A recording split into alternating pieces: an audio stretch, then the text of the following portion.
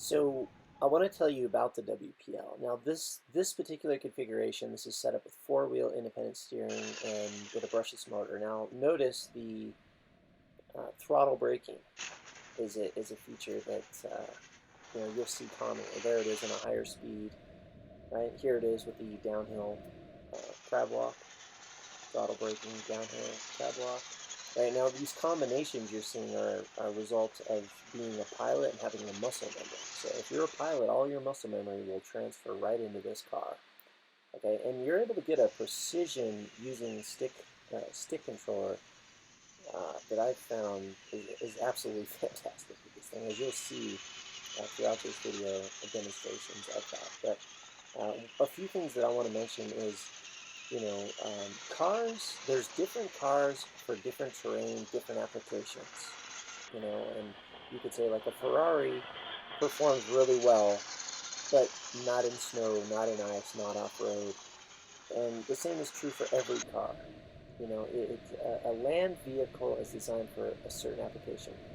I bought the WPL and I wanted a scale cruiser, and I struggled with it in a lot of different terrains because it's kind of designed, or if not totally designed, for like low speed 1/16 scale cruising, which is not very stimulating, and I just kept wanting to get more out of the truck, and so I kept experimenting with different things, and I eventually found that see, you should know this about the WPL.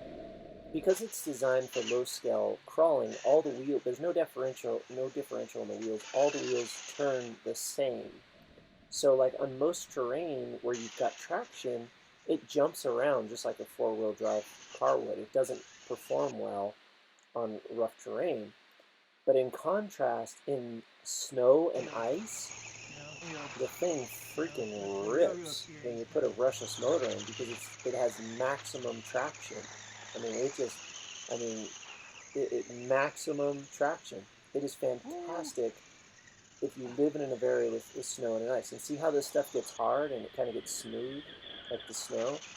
So when you have that, you have absolutely fantastic conditions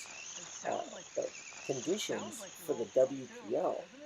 So if you put a brushless motor, and I make a real simple video on how to put a brushless motor in one of these things, you can drive a lot like how I'm driving. I mean, you can just bonsai, free-for-all, have a blast.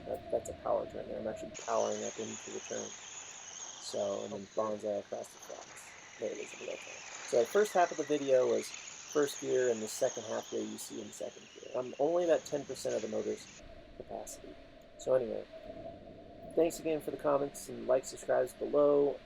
Catch you in the next track. See you at the top.